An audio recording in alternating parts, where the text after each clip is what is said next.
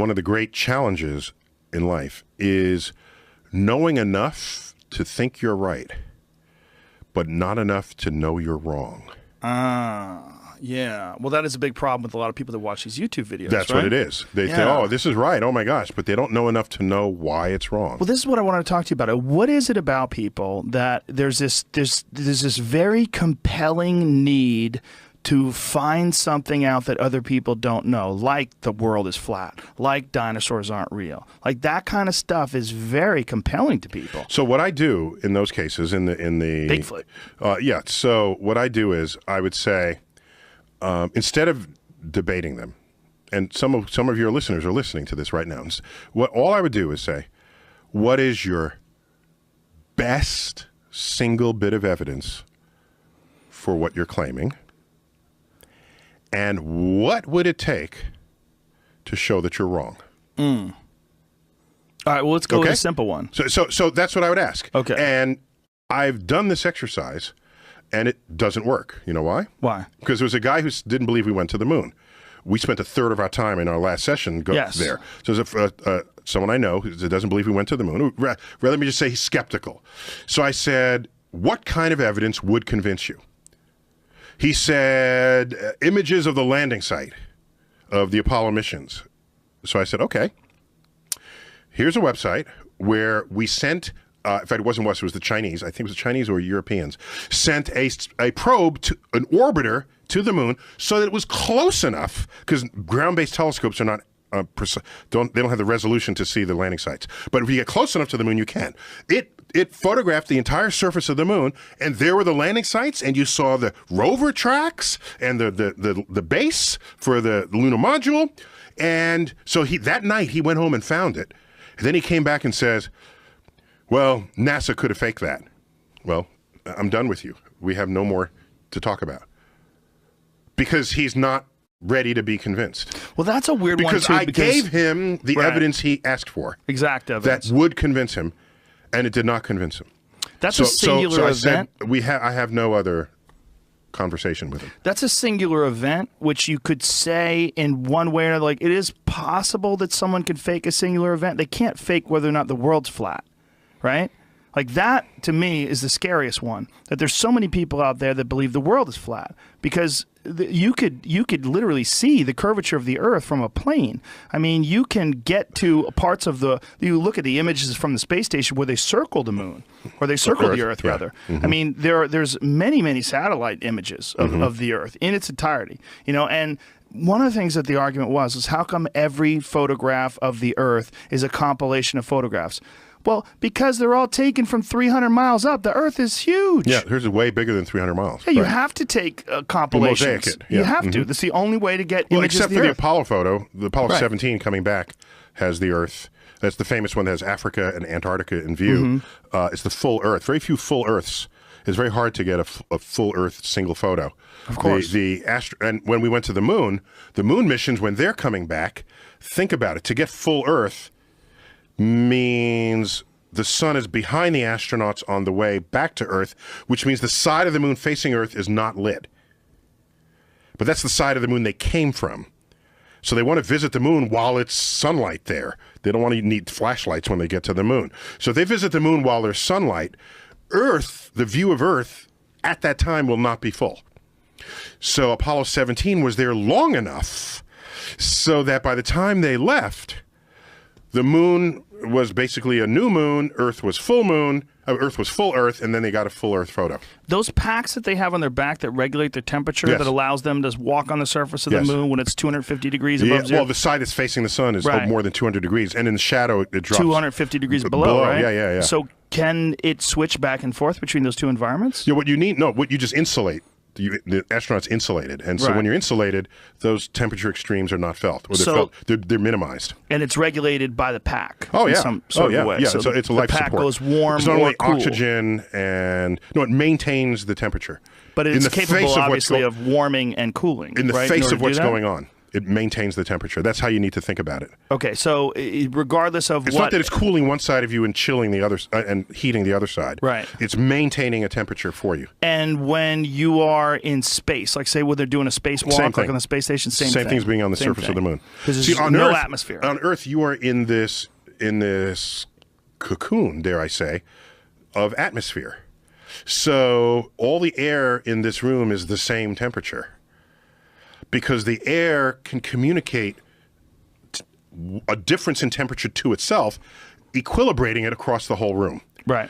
If you don't have air, then your temperature is measured by where's the energy coming from that's hitting you.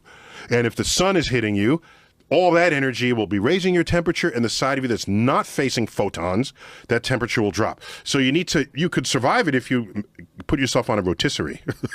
Figure out the right rotation rate. And even then, you'd have to spin pretty quick in order to balance it all out. I have to calculate that. Yeah, you have to figure out what the right rate is.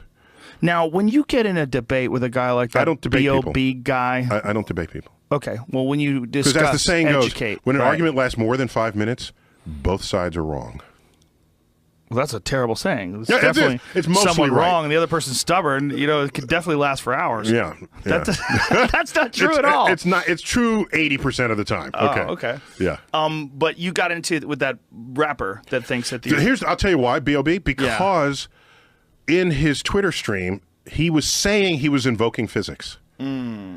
And so I gotta deal with this. Right. Yeah. And so he showed a picture from Bear Mountain, which is a mountain in slightly upstate New York, where Manhattan is in the sight line of the summit of this mountain. And he says, given the curvature of the Earth and this formula, you should not be able to see Manhattan at all. Okay. It depends on the height that you're viewing. Well, thank you. Well, so you do the math, and it turns out Manhattan, the island, would not be visible at all. That's true. But any building taller than 15 stories would rise up above the curvature of the Earth, and you will see it. And if you look at the photo, you see the tall buildings rising above 15 stories. It's exactly what the correct formula shows, and not his formula, which was wrong and misinterpreted, claims to show. Well, it's just bizarre because snipers have been using the literal curve of the Earth to plan where bullets go. That's if how they you want it that plot precise. out. Oh, yeah. When you have to. When you shoot at a mile, you know, when you're shooting like well out over 1,000 yards, those factors. So let me think. A mile. I have to ask, how much curvature of the Earth do you get after a mile? It's an interesting you also get drop question. You get drop and curvature. That'd be gravity drop. Yes. And then curve. Yeah. So both of those. Yeah. Well, there's a good. Well, here's the thing to say, someone. If you have a bullet in your hand and you shoot a gun, which bullet drops faster? Right.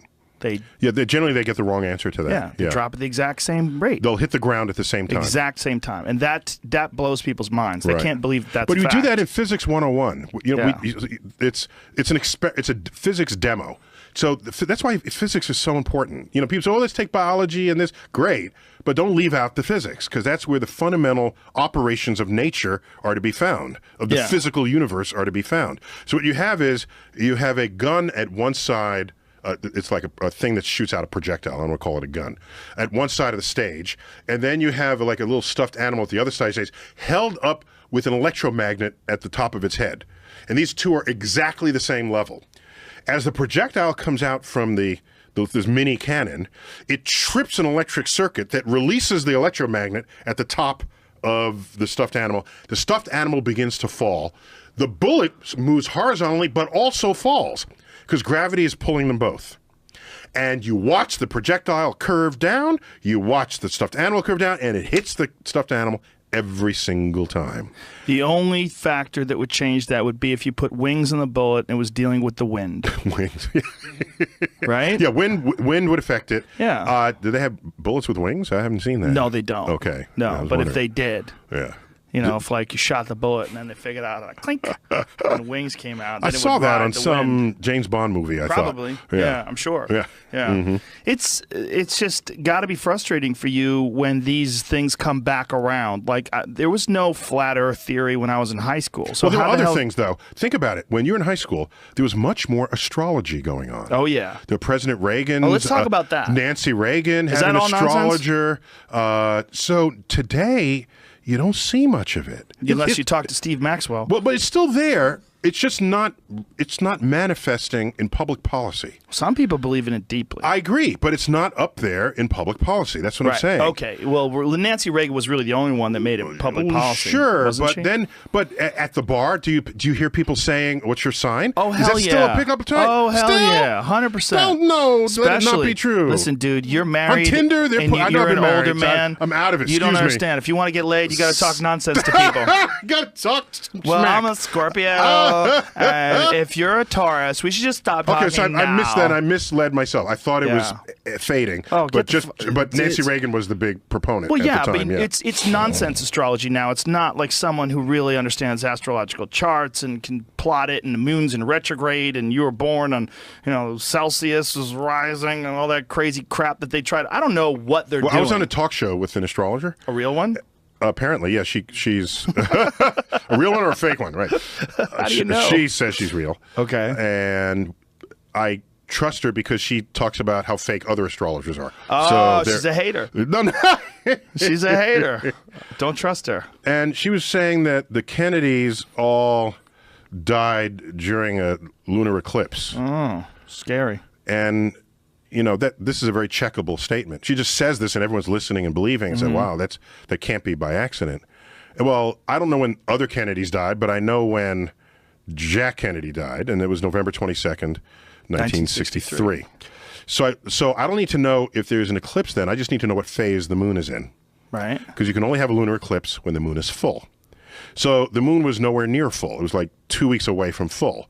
Even if there was an eclipse, it didn't happen during an eclipse, is my point. Right. Okay? So... Of course, because it was daylight. Well, no, you can have a lunar eclipse at any time. Okay? Yeah, you can have solar eclipse at any time, too. It's just not for you. Dark. It's just not for you. It'd be for the other side of the earth. In the world. Right. Don't be so centric. In fact, when there's a lunar eclipse, anyone on the side of the Earth that sees the moon will see the lunar eclipse. So, by the way, lunar eclipses, you get several per year, by the way, partial eclipses as a minimum.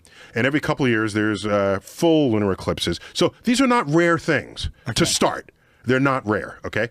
So I said, he was shot when I forgot what moon it was, a first quarter moon. And she said, oh, well, this counts if they're anywhere within 2 weeks on either side of the eclipse. What? That's a month. That's a month out of 12. What? So I said, let me just shut up here and let her keep. What did she say? We were sharing the time.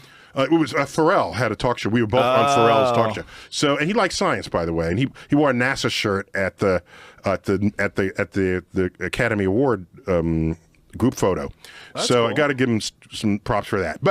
So I just say I have nothing more to say here.